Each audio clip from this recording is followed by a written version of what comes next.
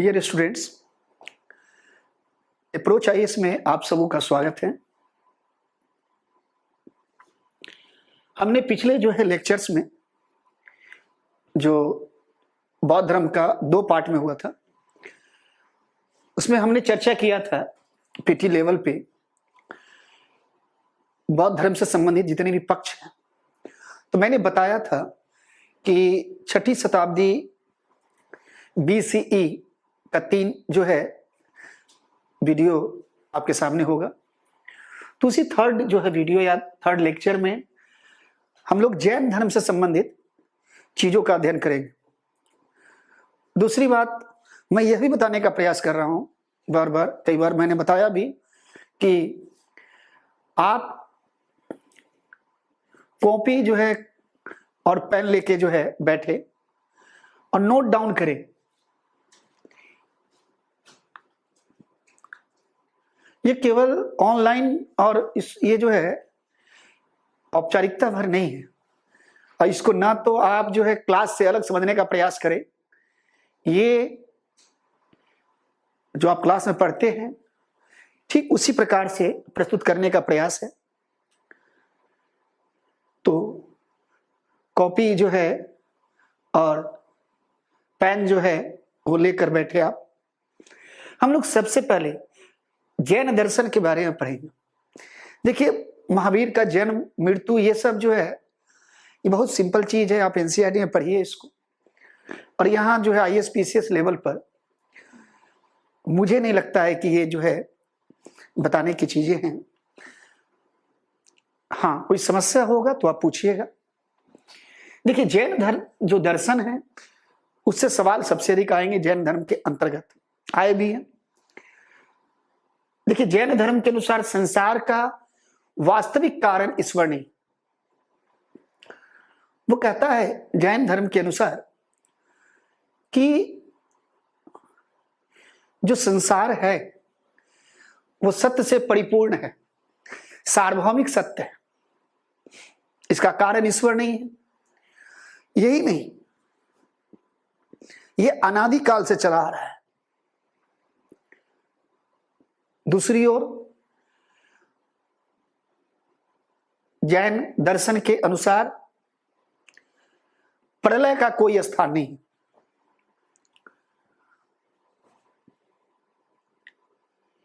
इसके बाद देखिए आप, इसके सबसे प्रमुख सिद्धांत वो है स्यादवाद या अनेकांतवाद।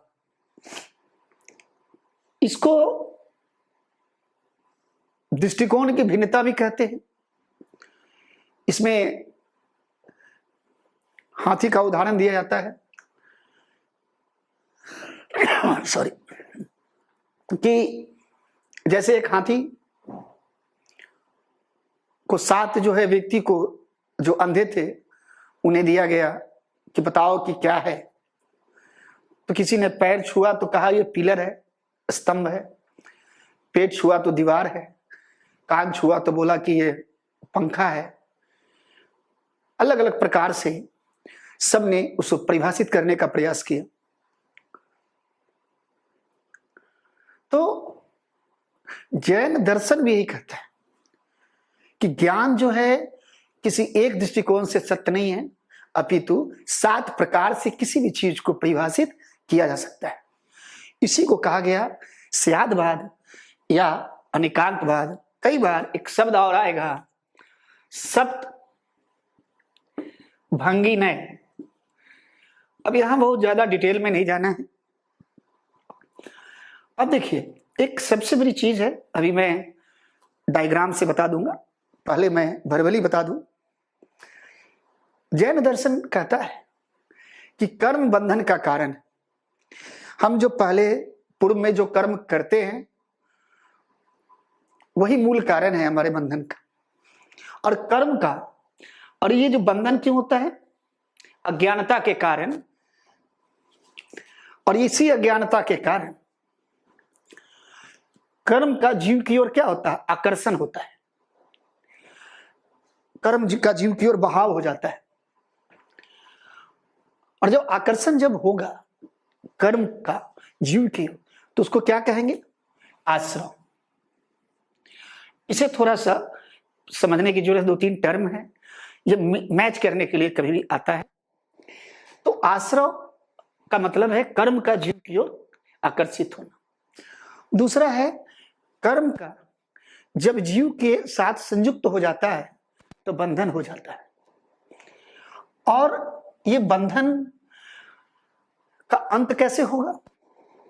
तो इस बंधन का अंत होगा त्रिरत्न से, सम्यक ज्ञान, सम्यक दर्शन और सम्यक आचरण।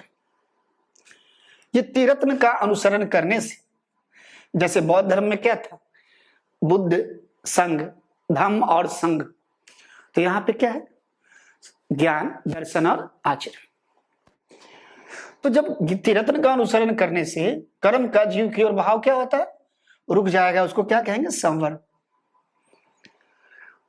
और इसके पश्चात जब कर्म का जीव की ओर भाव रुक जाएगा तो पहले से जो अब कर्म व्याप्त कर्म है उसका प्रभाव समाप्त होने लगेगा, और उसको क्या कहेंगे, निर्जरा। तो यहां जो शब्द है वो क्या है, आश्रव, इसके बंधन, सवर और निर्जरा। आश्रव क्या है, कर्म का जीव की ओर बहाव। बंधन क्या है, कर्म का जीव के साथ संयुक्त हो जाना। इसके बाद संवर क्या है, कर्म का जीव की ओर बहाव का रुक जाना। और निर्जरा क्या है, पूर्व का जो प्रभाव है कर्म का वो समाप्त हो जाए। ठीक है। देखिए, जैन धर्म ईश्वर को नहीं, ये बौद्ध धर्म ईश्वर को नहीं मानता, लेकिन जैनी हिंदू ये वैदिक धर्म से, जो बाद में हिंदू धर्म हुआ, तो वैदिक धर्म से निकट है, तो ईश्वर के अस्तित्व को स्वीकार करता है, लेकिन जिनसे नीचे मानता है, अर्थात 24 तीर्थंकर से नीचे मानता है, और ये कर्म और पुनर्जन्म में विश्वास करता है। इसे हम लोग एक डायग्राम से देखेंगे, ये जो आश्रव, बंधन है, सवर है और निर्जरा है, और फिर सिद्धांत को देखते हैं। ठीक है। हम लोगों ने जो अभी देखा दर्शन, जैन दर्शन, उसको फ्लो चार्ट के माध्यम से देखने का प्रयास करते हैं। ये आश्रव क्या है, ये आश्रव का मतलब है कि जब कर्म का बहाव किधर होता है, जीव की ओर, यानी कर्म किधर आकर्षित होता है, जीव की ओर। बंधन क्या है, तो जब बंधन को देखिएगा तो जब कर्म किसके साथ संयुक्त हो जाता है, जीव के साथ मिल गया तो क्या हो गया, बंधन। संवर क्या है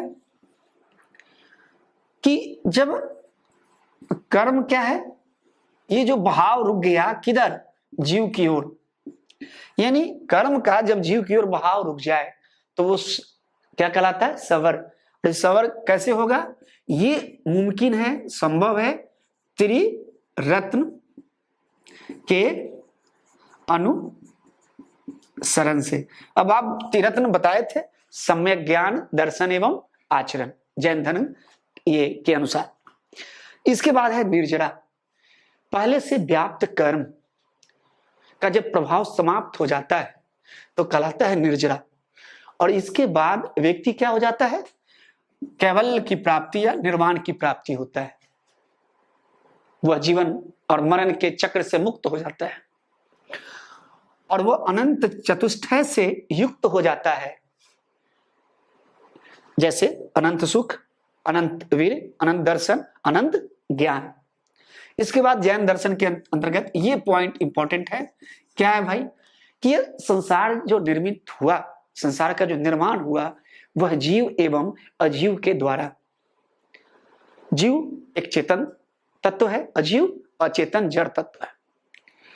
फिर कहा गया कि अजीव का भी 5 प्रकार है, पुद्गल, धर्म, अधर्म, काल, आकाश। पुद्गल का मतलब क्या है, जिसका संयोग विभाजन संभव हो। धर्म जो गति में सहायक हो, धर्म तो विकास करता है ना, धर्म तो गतिशीलता का प्रतीक है। जब अधर्म आएगा तो स्थिरता में सहायक। काल यानी समय में सहायक, और आकाश यानी स्थान घेरता है। क्या है, आकाश, यहां स्थान की बात है, स्थान में सहायक।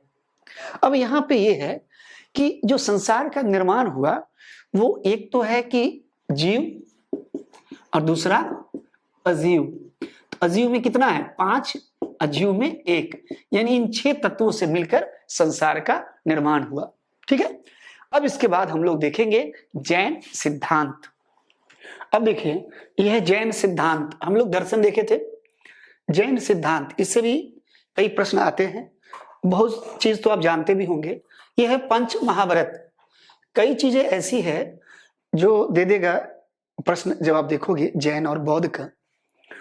तो जैसे दे देगा कि निम्न में से कौन से सिद्धांत या दर्शन जैन धर्म से संबंधित है, तो दे देगा जैसे पंच महाव्रत, त्रिरत्न, अष्टांगिक मार्ग, और फिर देगा उपयुक्त में से कौन संबंधित है, या सीधे कूट करके देगा।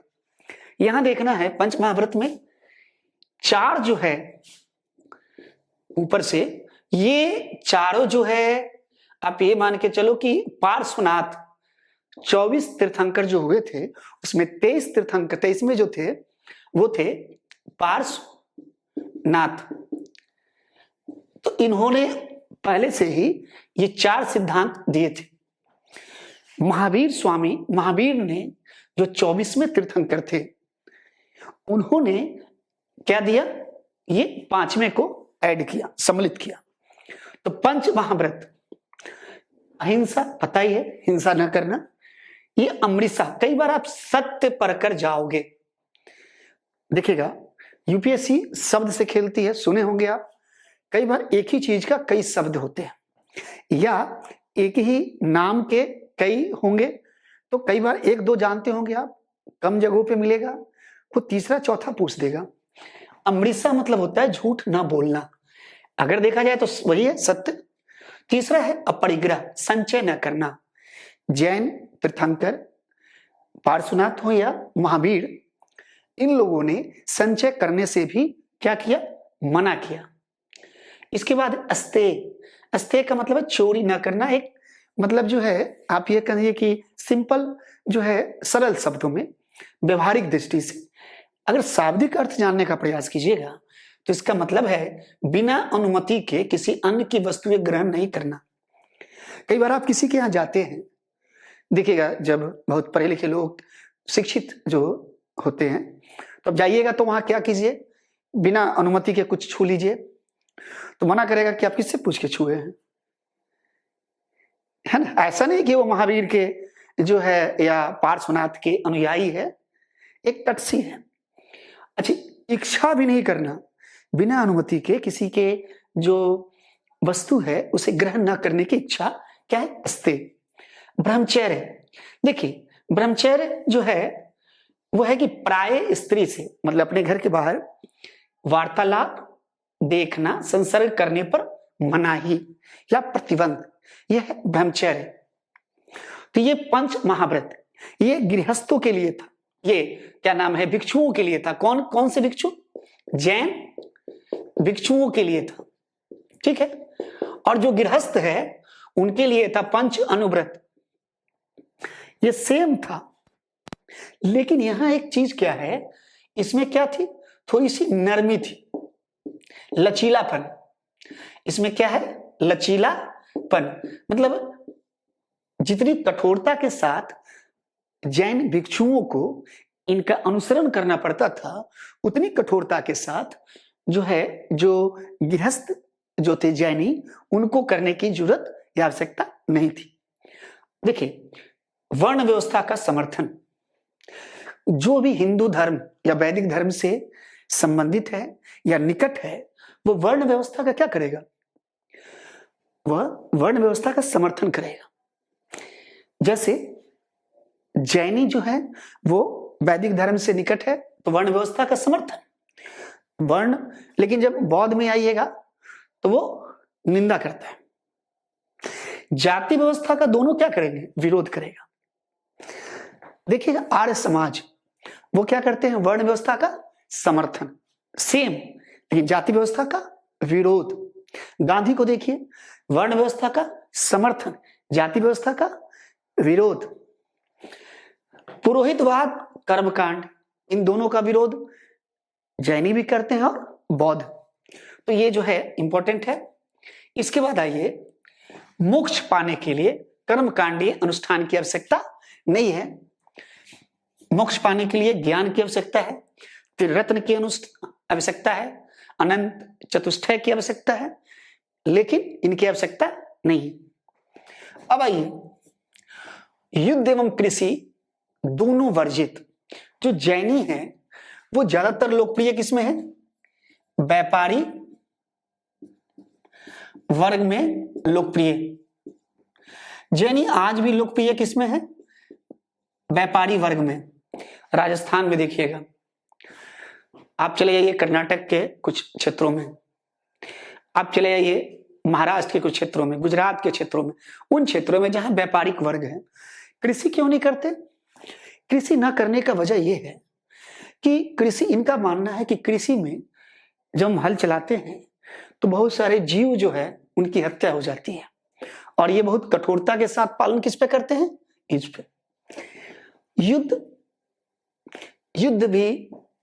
युद्ध का भी ये क्या विरोध करते हैं? उसका दो वजह है, एक तो युद्ध में हिंसा, दूसरी बात अगर युद्ध होगा तो व्यापारिक वर्ग को नुकसान होगा, है ना। तो इसलिए जो है इनको ज्यादातर समर्थन किसमें मिला? ये व्यापारिक वर्ग में। देखिए त्रिरत्न, बौद्ध धर्म में भी त्रिरत्न है। कैसे? बुद्ध, धम्म और संघ। अगर यहां त्रिरत्न बोलेंगे तो सम्यक दर्शन, सम्यक ज्ञान और सम्यक आचरण। सम्यक दर्शन का मतलब क्या है? सत्य में विश्वास, सही चीजों का ज्ञान, और सम्यक ज्ञान। अब देखिए, सत्य में विश्वास ये हो गया सम्यक दर्शन, और सम्यक ज्ञान का मतलब ऐसा ज्ञान जिसमें कोई शंका ना हो, वास्तविक ज्ञान हो। कई बार आप देखते हैं कि जैसे हम लोग पढ़ते हैं, या जैसे मैं पढ़ाया या आप कहीं से पढ़ते हो, तो पढ़ने के बाद ये आश्वस्त हो जाओ कि नहीं, ये एकदम संपूर्ण है, इस चीज के बारे में कहीं अन्य जगह से उसे लेने की जरूरत नहीं है। तो वह है क्या? सम्यक ज्ञान। वो बात अलग है कि आज कितना भी पढ़ लो और पढ़ा लो, इसके बाद संख्या व्याप्त ही रहती है, और देख लेते हैं कुछ है कि नहीं, खोज भी रिसर्च चलता है, ठीक है। तो वो सम्यक ज्ञान नहीं है। सम्यक आचरण, सबसे अधिक बल जो दिया जैनियों ने, इसको क्या कहेंगे? सर्वाधिक बल, सम्यक आचरण। इसका मतलब है कि जब हम सांसारिक जीवन में रहते हैं तो सुख भी होगा और दुख भी होगा। जब हम इन सुख और दुख से अलग होकर, पृथक होकर, जब हम एक समान भाव जब हम अपनाते हैं, उसका अनुसरण करते हैं, तो वही हो गया सम्यक आचरण। मतलब आपका आचरण किसी सुख या दुख के होने से बदलना या परिवर्तित नहीं होनी चाहिए। आप देखिए, ऋषि जो होते हैं या जो सन्यासी होते हैं, उनको सांसारिक जीवन से मतलब नहीं होता, तो सुख हो या दुख, उनका क्या है? सम्यक आचरण होता है। तो यही है तीन त्रिरत्न। तो याद आते हैं पंच अनुव्रत, पंच महाव्रत और त्रिरत्न। अब एक है, ये दर्शन में है, आत्मा के अस्तित्व को स्वीकार करता है। जब आप बौद्ध धर्म को पढ़िएगा तो बौद्ध धर्म आत्मा को नहीं मानती।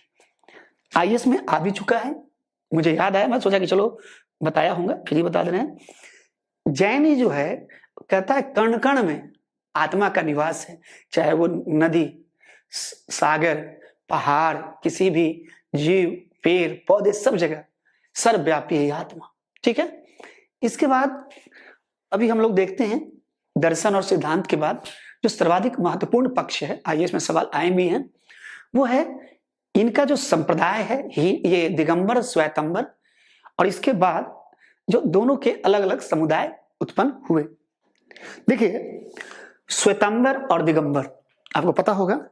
इसे बताने के पहले मैं एक छोटी सी कहानी बताना चाहता हूं आपको। कहानी क्या है? जब आपको पता है 298 BCE की बात, मगध में 12 वर्षों का अकाल आया। तो जब अकाल आया तो चंद्रगुप्त मौर्य का नाम सुने होंगे आप लोग। चंद्रगुप्त मौर्य जो है वो दक्षिण में चले गए। दक्षिण में कहां चले गए? कर्नाटक के चंद्रगिरी पर्वत, के पास श्रवण बेलगोला, और वहां पे रहने लगे। उनके साथ जो गए थे एक गणधर थे और उनका नाम था भद्र बाहु। चलिए, और यहां पे किसको छोड़ के गए? स्थूल भद्र। एकदम ध्यान दीजिएगा। तो भद्रबाहु के साथ कौन गया? चंद्रगुप्त मौर्य। बाद में चंद्रगुप्त मौर्य संलेखना पद्धति, अभी हम थोड़ी देर बाद बताएंगे कि संलेखना पद्धति का मतलब है उपवास के द्वारा प्राण त्याग। ठीक है। इसके बाद भद्रबाहु लौटे पाटलिपुत्र, अर्थात मगध। जब वो मगध आए तो उन्होंने देखा कि जो स्थूल भद्र है और इनके समर्थक, ये लोग बहुत ही सहजता के साथ और महावीर स्वामी के जो आदर्श थे, दर्शन थे और सिद्धांत थे, उसके कई सिद्धांतों का दर्शन कर विरुद्ध या प्रतिकूल जाकर जीवन यापन करने लगे, जीवन निर्वाह करने लगे और रहने लगे। तो ऐसी स्थिति में इन लोगों ने विरोध किया। बाद में स्थूलभद्र ने एक जो है सम्मेलन बुलाया। उस सम्मेलन का भद्रबाहु ने विरोध किया और यहीं से शुरू हो गया दिगंबर और श्वेतांबर। जो भद्रबाहु के समर्थक थे वो महावीर के जो आदर्श थे, सिद्धांत थे, उसे विश्वास करते थे और वे क्या कहलाए? दिगंबर। और जो स्थूल भद्र के जो समर्थक थे वे क्या कहलाए? श्वेतांबर। ठीक है। अब इसको समझने का प्रयास कीजिएगा। श्वेतांबर पता चलता है नाम से ही, बहुत कॉमन चीज है कि श्वेत वस्त्र को धारण करने वाले क्या है? श्वेतांबर। और दिगंबर का मतलब चारों दिशाएं ही उनका वस्त्र। तो जनरली ये क्या है? नग्न रहते थे। ठीक है। अब नग्न का मतलब ये नहीं है कि हम पूरे जो है, जैसे इस समय बदला तो थोड़ा बहुत वस्त्र पहन लेते हैं, है ना। स्थूल भद्र के समर्थक इन्हें इसके अनुयायी है। ठीक है। ये क्या कहला है? मगध वाले। ठीक है। मगध वाले क्यों? कि जब भद्रबाहु चले गए थे साउथ में तो ये क्या है, और ये भद्रबाहु के समर्थक क्या है?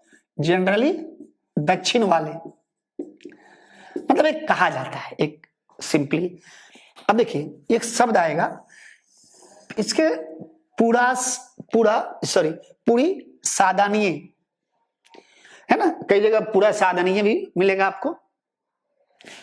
इसका मतलब है पार्श्वनाथ का संप्रदाय, क्योंकि पार्श्वनाथ क्या है?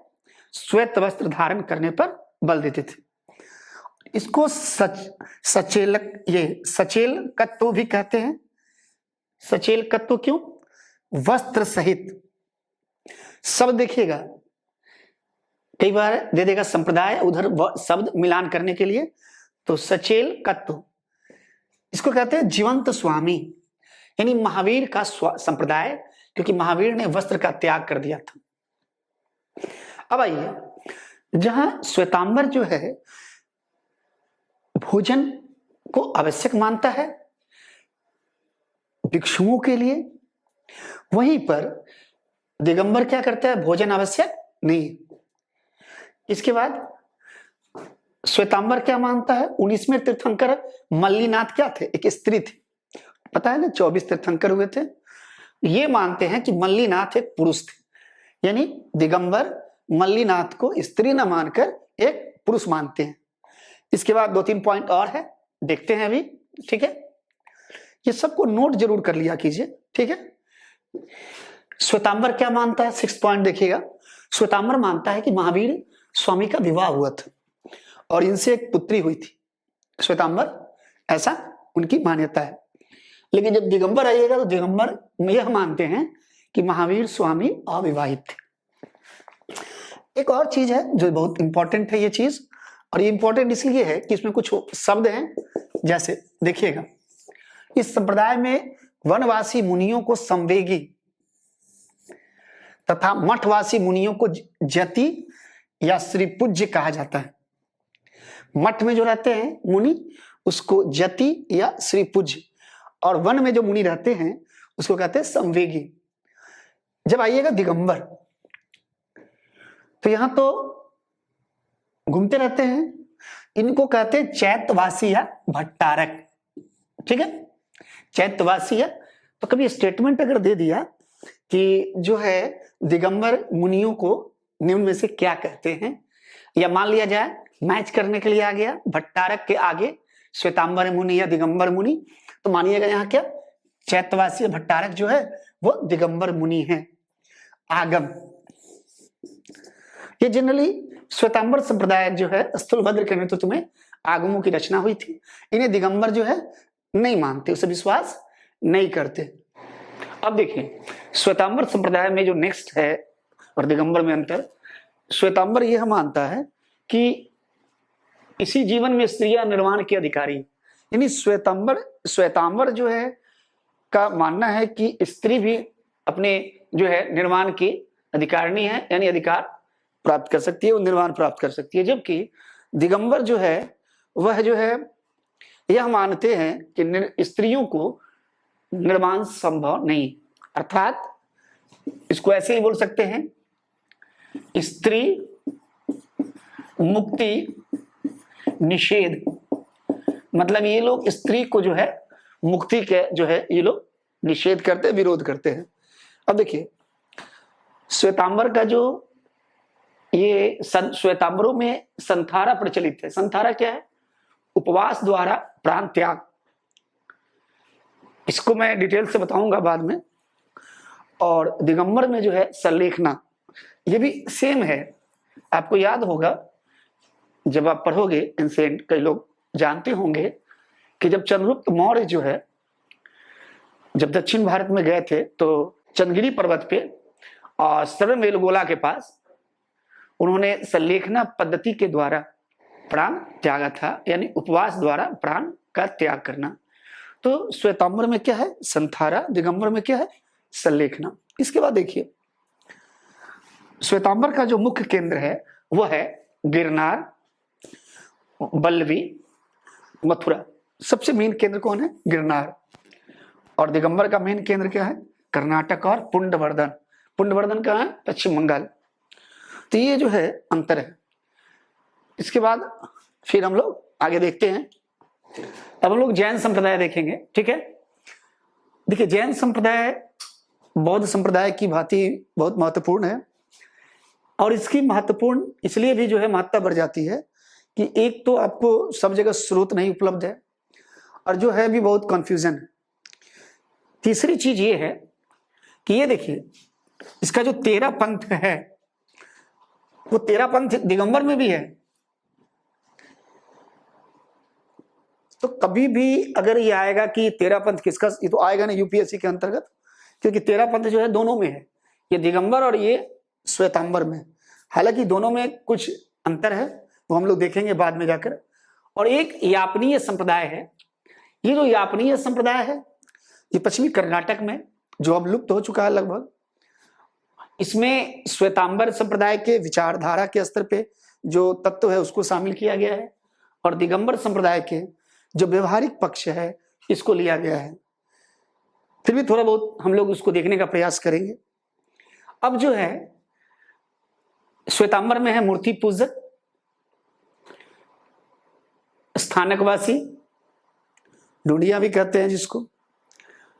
और ये देखिए मूर्ति पूजक का और भी नाम है डेरावासी, चैत्यवासी और 13 पंथी। जब आप आते हैं दिगंबर में, तो दिगंबर में देखिए 20 पंथी, 13 पंथी, तारन पंथी या सुमैया पंथ, गुमान पंथ, तोता पंथ, कांजी स्वामी।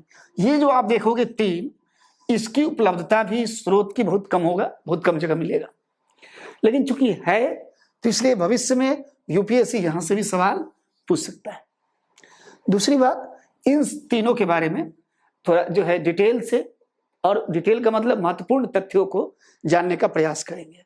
ये भले ही लुप्त हो चुका है ना, फिर भी इसे भी जानने का प्रयास किया जाएगा। ठीक है, अब हम लोग डिटेल से इन चीजों को देखने का प्रयास करेंगे। अब देखिए, श्वेतांबर संप्रदाय के अंतर्गत मैंने बताया कि एक तो मूर्ति पूजक है, एक स्थानकवासी और तेरापंथी है। अब यहाँ मूर्ति पूजक में देखिए, इसके अलग अलग नाम है, ये नाम ध्यान में रखना है। जैसे एक है मूर्ति पूजक, दूसरा है पुजारा यानी उपासक, तीसरा है डेरावासी, चौथा है चैत्यवासी। तो इसके मैं अर्थ इसलिए लिख दिया कि कई बार जब जैन शब्दावली आएंगे तो वहां पे ये काम देगा। तो वहां पे जैन शब्दावली मैं जब बताऊंगा तो वहां पे इन शब्दों का जिक्र मैं नहीं करूंगा। और एक है मंदिर मार्गी। ये इन शब्दों से एक चीज तो निश्चित है कि जैन क्या है, ये श्वेतांबर संप्रदाय के जो मूर्ति पूजक के अंतर्गत क्या है, वे लोग तीर्थंकर की पूजा कर रहे हैं। पहली बात, अब तीर्थंकर की पूजा करेंगे तो क्या है, मूर्तियों को वस्त्र एवं आभूषण से क्या करते हैं, ये सजाते हैं। तीसरा चीज देखिए, ये बोलते समय, देखिए शब्द का ध्यान दीजिएगा, यहां बोलते समय क्या कर रहे हैं, अपने मुंह को कपड़ों की पट्टियों से ढक लेते हैं बोलते समय। और ये भारत के सभी हिस्सों में है, लेकिन विशेषकर कहां, गुजरात, महाराष्ट्र और राजस्थान के शहरी केंद्र। तो यहाँ जो मेन पॉइंट्स है वह है तीर्थंकर की पूजा और मुंह पट्टी लगाते हैं बोलते समय, ये दो चीज याद रखिएगा। अब देखिए स्थानकवासी, जो स्थानकवासी हैं ये मूर्ति पूजक या डेरावासी के विपरीत मूर्ति पूजा नहीं करते। ये केवल किसमें विश्वास रखते हैं, जैन सिद्धांतों में। मतलब महावीर के सिद्धांत में विश्वास तो है इनका, लेकिन ये मूर्ति पूजक नहीं है। ये निकला कहां से, इसका उद्भव कहां से हुआ, तो एक कहा जाता है कि लोका संप्रदाय से इसका उद्भव हुआ है। अहमदाबाद के एक व्यापारी था लोका शाह, ने मूर्ति पूजा का निषेध किया और इन्होंने ही लोका नामक एक नया संप्रदाय चलाया। ठीक है, और उन्हीं के एक शिष्य ने क्या चलाया, वीर जी ने क्या चलाया, स्थानक वासी। अगर ये नहीं भी याद है तब भी कोई बात नहीं, सबसे मेन ये याद कर लीजिए कि मूर्ति पूजक नहीं थे, केवल जैन सिद्धांत में विश्वास करते। दूसरी बात, ये जो स्थानकवासी हैं केवल बोलते समय ही नहीं बल्कि प्रायः हमेशा अपने मुंह को सफेद पट्टियों से ढके रहते हैं। ये मंदिरों में नहीं ठहरते, ये ठहरते कहां, स्थानक। और स्थानक क्या है, ये कहीं भी मतलब घूमते रहते हैं, जहां ठहर गए वही उनका स्थान हो गया, वही उनका जो है रहने का जो है एक समझ ठिकाना टाइप से। तो यहाँ जो याद रखना है वो ये है कि एक तो मूर्ति पूजक नहीं, केवल जैन सिद्धांतों में विश्वास, दूसरा मुंह को सफेद पट्टियों से ढके रहते हैं, और तीसरा ये मंदिरों में नहीं ठहर कर स्थानकों में ठहरते हैं। तो मैं जब बीच बीच में एक बार पूरा बताने के बाद जब बताता हूं कि ये इंपॉर्टेंट है तो उस पर ज्यादा ध्यान दीजिएगा। देखिए मेरा काम है एक सिस्टमेटिक चीजें बताना और उसके बाद इंपॉर्टेंट चीज बताना, तो इंपॉर्टेंट ज्यादा याद रखिएगा, है ना। अब देखिए तीसरा हम लोग देखते हैं, अब क्या, इसका जो तीसरा संप्रदाय है वो है तेरापंथी, उसको देखने का प्रयास करेंगे हम लोग। श्वेतांबर संप्रदाय के जो तीसरा उप संप्रदाय है वो है तेरापंथी। अब आपको ये तेरापंथी के बारे में डिटेल में समझाने के पहले ये बताना चाहते हैं कि दिगंबर के तेरापंथी और श्वेतांबर की जो तेरापंथी है उसमें मौलिक अंतर क्या है। तो सबसे पहले श्वेतांबर के 3 संप्रदाय है, पहला डेरावासी, दूसरा स्थानकवासी और तेरापंथी। तो इसमें जो आप देखना, स्थानकवासी और तेरापंथी मूर्ति पूजा नहीं मानता, यानी श्वेतांबर संप्रदाय के जो ये 3 संप्रदाय है, जो अभी पूर्व में 2 संप्रदाय पढ़े हैं, पहला डेरावासी, दूसरा स्थानक, ये मूर्ति पूजा, और तीसरा क्या है, एक तेरापंथी। अब देखिए तेरापंथी, तो यहां जो दो है स्थानक और तेरापंथी, ये तेरापंथी, और इसके पहले जो पढ़े स्थानकवासी, ये मूर्ति पूजा नहीं मानता, केवल डेरावासी मूर्ति पूजा मानता है। जबकि आप दिगंबर में जाइएगा तो दिगंबर संप्रदाय के जो तारणपंथी है, अभी पढ़ेंगे हम लोग, उसको छोड़कर जो संप्रदाय है तेरापंथी, वो मूर्ति पूजा को मानता है। यानी यहां मैंने डायग्राम से समझाने का प्रयास किया है कि दिगंबर संप्रदाय में नग्नता को माना है। इसका मतलब है कि जो मुनि है, जो साधु है, वे चारों दिशाओं को अपना क्या मानते हैं, वस्त्र, और दूसरा क्या है, मूर्ति पूजा विश्वास करते हैं। लेकिन जब श्वेतांबर के तेरापंथी में आते हैं तो ये मूर्ति पूजा में न विश्वास करते हैं और न ही नग्नता में विश्वास करते हैं। तो आपसे अगर कोई पूछेगा कि दिगंबर और श्वेतांबर के तेरापंथी में क्या अंतर है, तो बताइएगा कि श्वेतांबर के तेरापंथी जो है मूर्ति पूजा का विरोध करते और नग्नता का विरोध करते, जबकि दिगंबर के तेरापंथी मूर्ति पूजा करते हैं और नग्नता में विश्वास करते हैं, अर्थात वे चारों दिशाओं को अपना वस्त्र मानते हैं, वस्त्र का परित्याग करते हैं। अब आइए, इसके जो प्रवर्तक है वो क्या है, मुनि भीखन।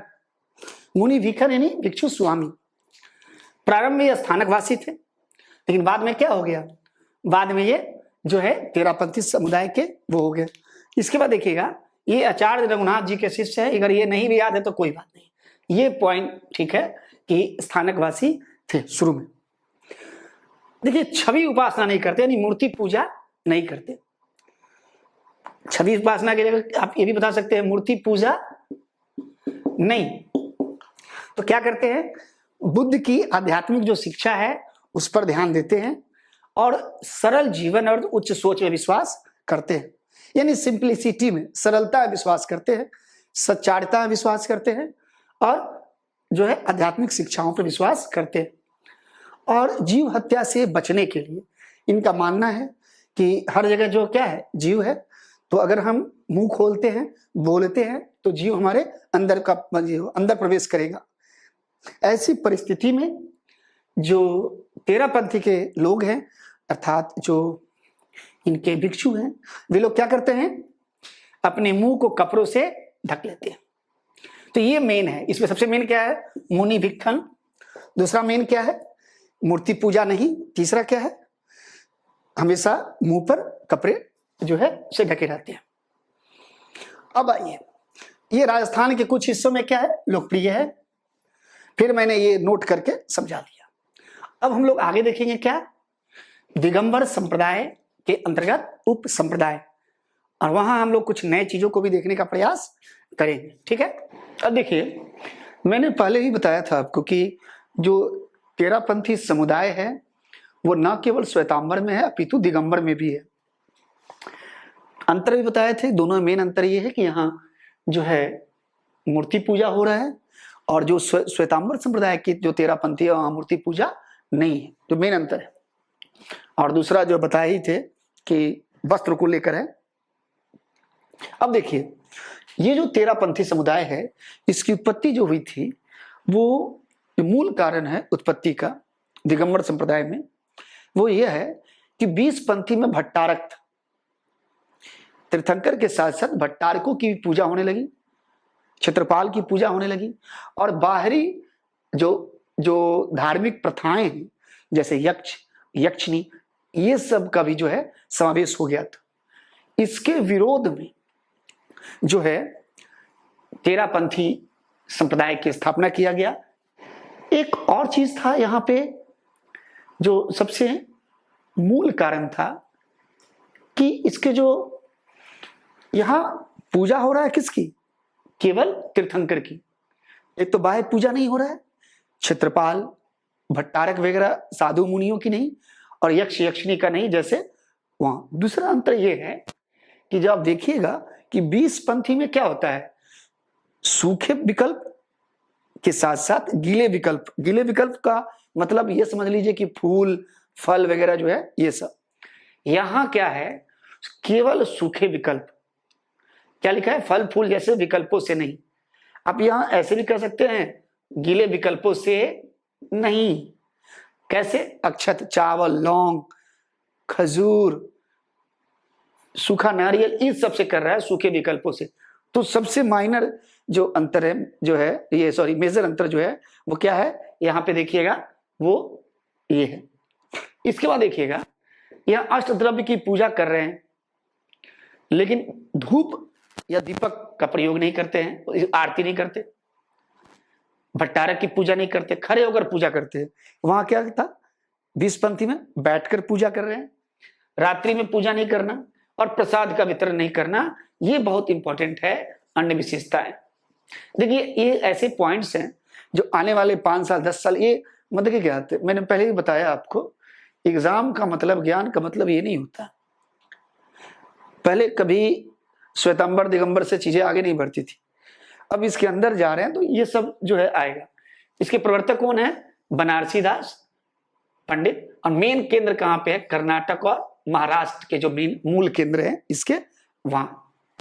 अब आइए, 13 पंथी के बाद तारन पंथी या समैया पंथी।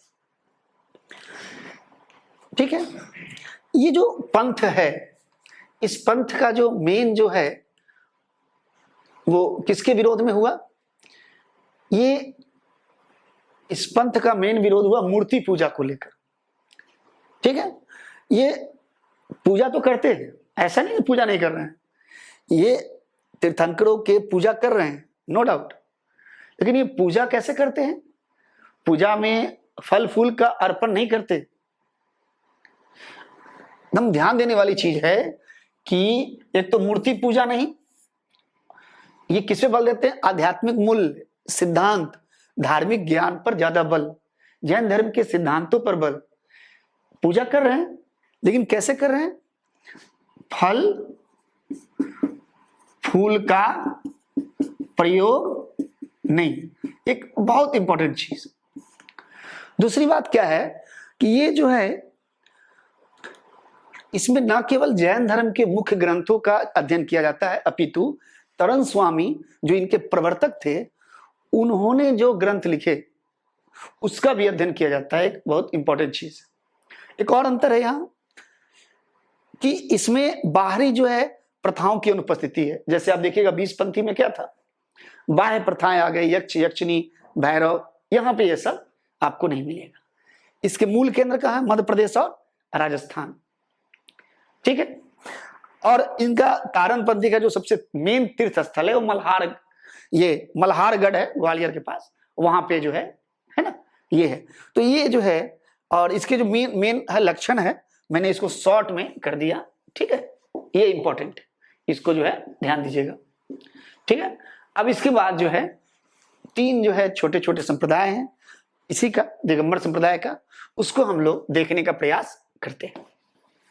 अब देखिए 20 पंथी है, तो दिगंबर संप्रदाय के अंतर्गत जो 20 पंथी संप्रदाय है, वह 20 पंथी संप्रदाय इसलिए कहा जाता है क्योंकि जिस समय इस संप्रदाय की स्थापना की गई थी, उस समय ऐसा माना जाता है कि इसकी 20 गद्दियां भारत में विद्यमान थी। गद्दियां का मतलब यह है कि इसके 20 जो है ऐसे स्थान थे और उसके प्रधान प्रमुख थे, प्रत्येक स्थान के एक। तो 20 गद्दियों की वजह से इनका नाम पड़ा 20 पंथी। एक मान्यता यह भी कहा जाता है कि चूंकि यह 20 प्रकार के इस धर्म के अंतर्गत, इस संप्रदाय के अंतर्गत निर्देश जो है मानना अनिवार्य था, इसके जो सदस्य होते थे उसके लिए, तो इस जो है दृष्टि से भी इसको कहा जाता है 20 पंथी। एक और जो है एक मान्यता है कि चूंकि 13 पंथी 13 निर्देशों को मानते थे, तो इसलिए इन्होंने उससे ज्यादा अपने आप को बड़ा दिखाने के प्रयास में इन्होंने 20 जो है निर्देशों का पालन करना अनिवार्य समझा। एक सबसे बड़ा जो अंतर होगा, जब आप आइएगा 13 पंथी के साथ दिगंबर तेरापंथी में। तो जो सबसे बड़ा अंतर ये है कि यहाँ पे केवल मतलब तीर्थंकर की पूजा के साथ साथ, देखिए तीर्थंकर जो 24 तीर्थंकर थे, तो तीर्थंकर की पूजा के साथ साथ यहां ध्यान दीजिएगा, क्षेत्रपाल और भट्टारक भैरव की मूर्तियां स्थापित है, यक्ष यक्षिणी की मूर्तियां जैन मंदिरों में स्थापित है। यानी ये लोग न केवल जो है तीर्थंकरों की पूजा कर रहे हैं जैन मंदिरों में, अपितु अपने जो मुनि हैं, जो मठ के प्रधान है, उसकी भी मूर्तियां स्थापित करके, यही नहीं यक्ष यक्षिणी भैरव, ये सब क्या है, ये हिंदू धर्म के, आप कह सकते हो ये हिंदू धर्म के निकट, ठीक है। तो इस कारण से इसको हिंदू धर्म के निकट भी कहा जाता है इस संप्रदाय को। एक सबसे बड़ी चीज है, ये अष्ट द्रव्य के अतिरिक्त यानी सूखे विकल्प के साथ साथ गीले विकल्प का भी प्रयोग करते हैं, जैसे पेड़ा, बर्फी, फल, पुष्प, ये सब ये जमीन पर बैठकर पूजा करते हैं। कहां करते हैं? जमीन पर। एक तो सूखे विकल्प के साथ साथ यानी द्रव्य के साथ साथ गीले विकल्प, जमीन पर बैठकर पूजा कर रहे हैं। और ये लोग रात्रि में मंदिर में पूजा और अर्चना करते हैं, आरती करते हैं। जब हम लोग तेरापंथी देखेंगे तो ये अंतर देखेंगे। और प्रसाद वितरण यहां किया जा रहा है। मुख्य केंद्र कहां है? महाराष्ट्र, कर्नाटक, जो जैन धर्म का, जो राजस्थान और गुजरात आदि, कुछ आंध्र प्रदेश के बेल्ट में मिले हैं, है ना, साउथ इंडिया में भी।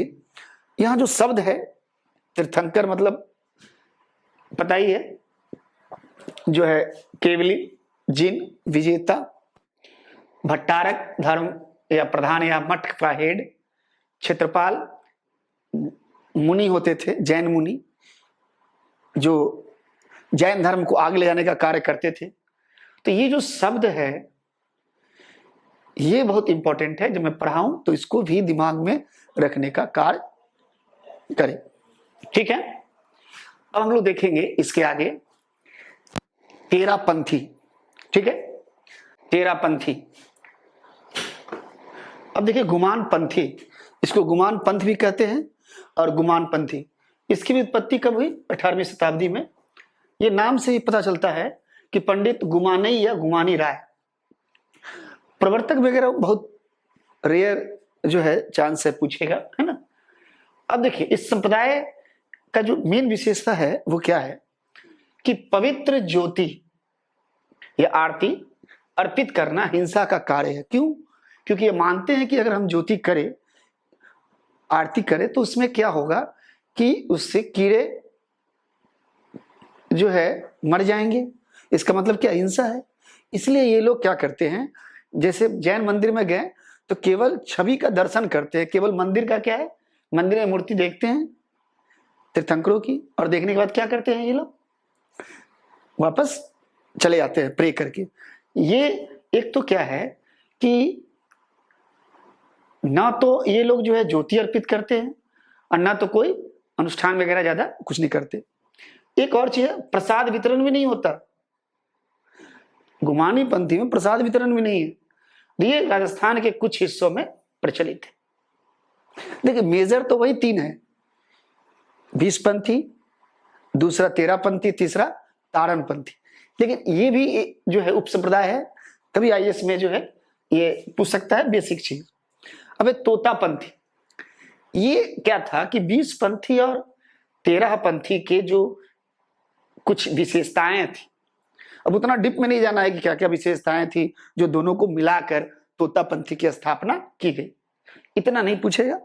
तो दोनों जो है संप्रदाय के कुछ अच्छी चीजों को, तत्वों को शामिल करके एक नया संप्रदाय बना तोता पंथी। इसमें देखना है इसका जो मेन केंद्र है, बस इतना याद रखना है, मेन केंद्र कहाँ है? मध्य प्रदेश। गुमानी पंथी कहाँ था मेन केंद्र?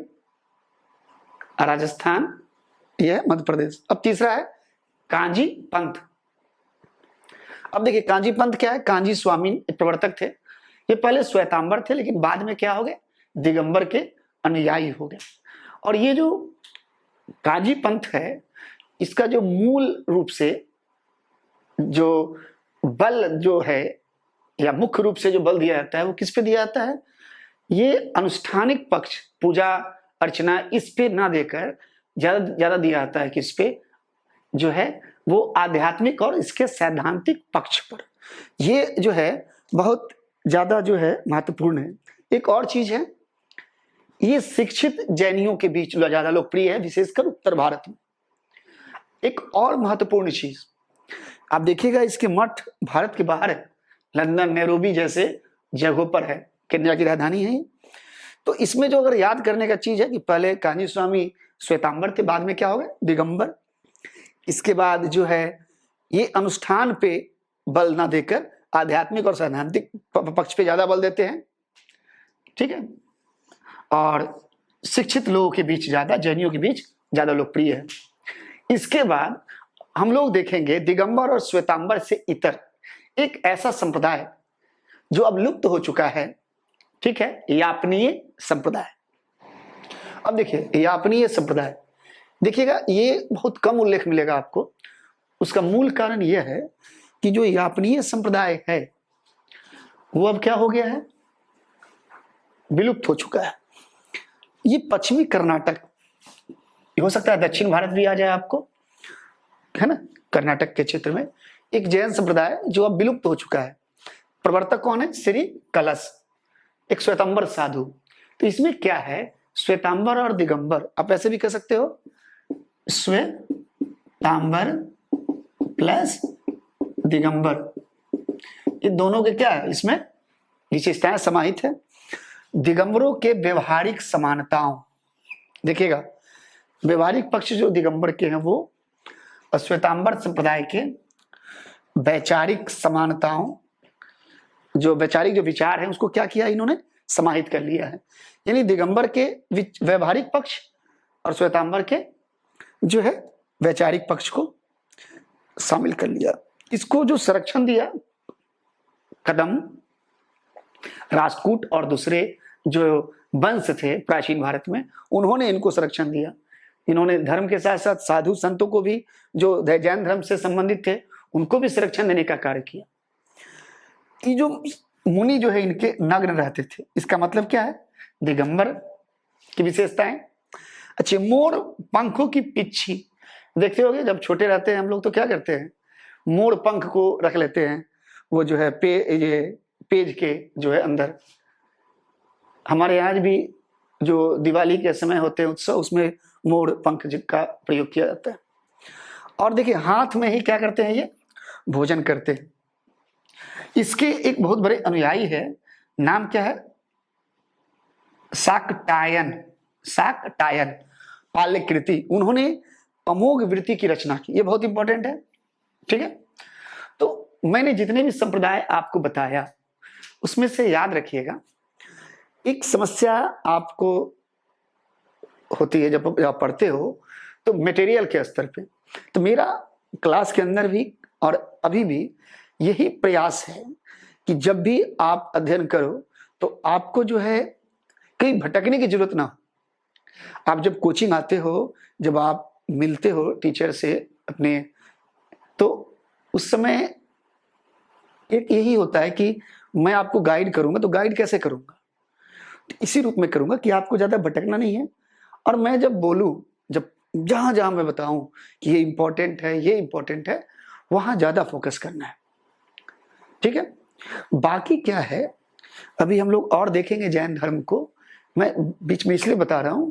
बाकी हम लोग जब जैन धर्म के बाद जब देख लेंगे, आपको प्राचीन भारत में ही मौर्योत्तर काल में आप देखिएगा शैव, वैष्णव और शाक्त, जब इसे देख लेंगे तो हम लोग जितना भी क्वेश्चन, चाहे हड़प्पा है, वैदिक है, बौद्ध, जैन और इनसे जितने भी प्रश्न है आए हैं उसको करेंगे।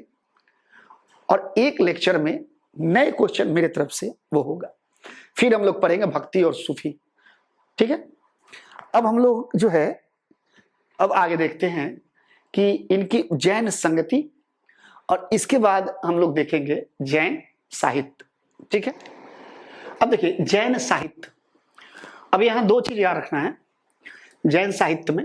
ये देखिए एक तो सबसे पहले है जैन धर्म के प्राचीनतम ग्रंथ, इसको क्या कहते हैं, पुब, एकदम ध्यान देने वाली चीज है।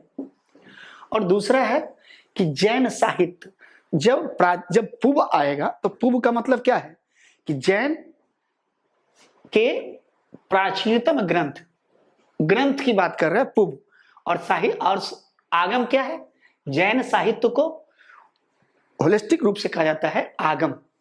ठीक है, ये प्राकृत या अर्ध मागधी या मागधी भाषा में लिखा गया। अब देखिए, जब यूपीएससी जब दीजिएगा या पीसीएस, तो इसमें दो तरीके से सवाल आएंगे। एक क्या आएंगे, एक तो आएंगे शब्द, एक तरफ देगा शब्द, दूसरी तरफ उसका जो है अर्थ क्या है, चाहे बौद्ध धर्म या जैन धर्म के जो शब्दावली है, इसके बाद मैं उसका चर्चा करूंगा अभी। दूसरी बात यह है कि जो ग्रंथ हैं उसमें अंदर वर्णित क्या है, कई बार आया है, आएगा। तो हम लोग ऐसे भी, मैं जब बौद्ध जैन पढ़ाया हूं तो यहां साहित्य पे तो चर्चा किया मैंने और दर्शन पे भी चर्चा किया, लेकिन इसको डिटेल से कोई बुक जो है, जैसे ये है भगवती सूत्र है ना, इसका चर्चा जो है थोड़ा बृहत रूप से किया जाएगा। अब देखिए, आचारांग सूत्र में क्या है, जैन भिक्षु द्वारा अनुसरण किए जाने वाले नियम, यानी सिंपल में आप कह सकते हैं कि आचारांग सूत्र में जैन धर्म के नियमों का उल्लेख, सूत्र कृदंग जैन मतों का वर्णन है। ठीक है, इसके बाद देखिए भगवती सूत्र कहा जाता है, पासे का भी वर्णन है यहाँ। सूत्र, भगवती सूत्र जो है, अब यहां जो है जैन मुनियों की जीवन गाथा, सिद्धांत और स्वर्ग नरक का वर्णन, तीन चीज है, जीवन गाथा, दूसरी सिद्धांत, और तीसरा क्या है, स्वर्ग नरक। देखिए कितनी अच्छी चीज है। अगर आपसे आएगा कि जैन भगवती सूत्र में निम्न में से क्या वर्णन है, या भगवती सूत्र के बारे में निम्न कथनों पर विचार करें। अब देखिए इसकी रचनाकार कौन थे, तो इसके रचनाकार थे सुधर्मा स्वामी। जैन धर्म में संघ तो पहले से ही था, ठीक है, लेकिन यहां पे यह ध्यान देने की चीज है कि जब महावीर की मृत्यु हुई थी तो वहां पे दो जो है गणधर, महावीर ने अपने जीवन काल में ही 11 समूहों में अपने अनुयायी जो अपने शिष्य थे उसको बांट दिया, जिसे गणधर कहा गया। जब हम जैन संघ पढ़ेंगे तो वहां पे ये आएगा, पहली चीज। दूसरी चीज, उनकी मृत्यु के समय, महावीर की मृत्यु के समय 2 गणधर जिंदा थे, उसमें से एक थे सुधर्मा स्वामी। इन्होंने ही, ऐसी मान्यता है श्वेतांबर जो है संप्रदाय का, कि सुधर्मा स्वामी ने ही भगवती सूत्र की रचना की। अब देखिए सुधर्मा स्वामी ने क्या किया, भगवती सूत्र की रचना, इसमें इन चीजों का वर्णन है। इसके अतिरिक्त भी वर्णन है जो डिटेल में देखेंगे बाद में, जैसे श्रावस्ती नगर का उल्लेख है। इसमें वर्णन है कि श्रावस्ती में शंख वगैरह का बहुत ज्यादा जो है व्यापार किया जाता था। श्रावस्ती भौतिक उन्नति के लिए प्रसिद्ध था।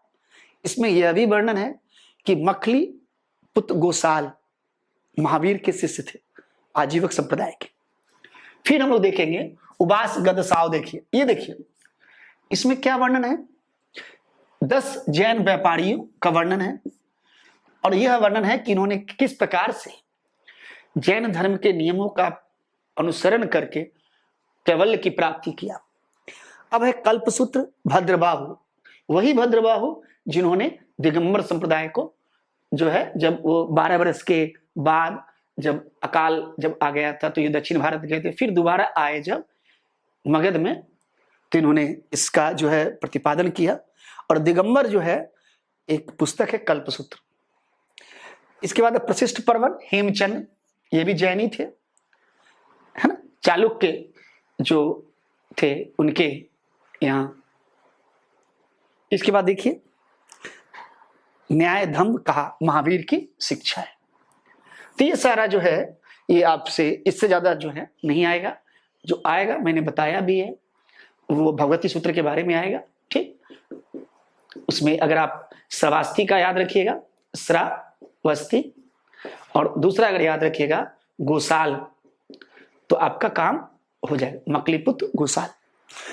इसके बाद हम लोग देखते हैं कुछ जैन शब्दावली, क्योंकि पूछता है कई बार जैन शब्दावली के बारे में। गणधर तो बता ही दिया कि महावीर के अनुयायी थे और जो है संघ के जो है अपने जीवन काल में ही किस प्रकार से महावीर ने इन अनुयायियों को 11 समूह में जो है विभाजित किया। संथारा बता दिए, श्वेतांबर संप्रदाय के अंतर्गत था ये, जो है उपवास द्वारा प्राण त्याग। संलेखना बता दिए, उपवास त्याग। बसदी, ये इंपॉर्टेंट है, ये आएगा यूपीएससी में भविष्य में। सबसे अधिक उम्मीद है कर्नाटक या दक्षिण भारत के जैन मठ को, क्योंकि कर्नाटक में ही जैन धर्म का प्रसार हुआ था। अब कर्नाटक दक्षिण भारत में तो ये भी आ सकता है। सलाका पुरुष, महान पुरुष कहा जाता है कि जैन धर्म के अंतर्गत 63 सलाका पुरुष जो है हुए। निर्गन, संसारिक बंधनों से मुक्त। एक है जिन, विजेता, जिसने अपने ज्ञानेंद्रियों पर विजय प्राप्त कर लिया। और एटाई वेरेटाई जैन मुनि को कहा जाता है, यह भी इंपॉर्टेंट है। केवलिन, जिसने केवल्य प्राप्त कर लिया, जैसे महावीर। तो ये जो शब्द है, इसके अलावा भी है जो है हम लोग देखेंगे। मेन जो मुख्य है यही है। इसके बाद मित्र हम लोग जो है, चूंकि मैं नहीं चाहता कि बहुत लंबा जो है वीडियो हो जाए, लेक्चर हो जाए, उतना जितना में आप पढ़ सकते हो प्रैक्टिस कर लो, है ना। तो हम लोग जो है जब मिलेंगे नेक्स्ट वीडियो में, तो इसके आगे जो है जैसे हम लोग देखेंगे कि जैन धर्म के अंतर्गत किस प्रकार से जो है जैन संगतियां हुई। फिर देखेंगे कि जैन धर्म और बौद्ध धर्म में समानताएं क्या है, अंतर क्या है, कौन संरक्षक था, किसने संरक्षण दिया जैन धर्म को। ये सारे चीजों को हम लोग देखने का प्रयास करेंगे।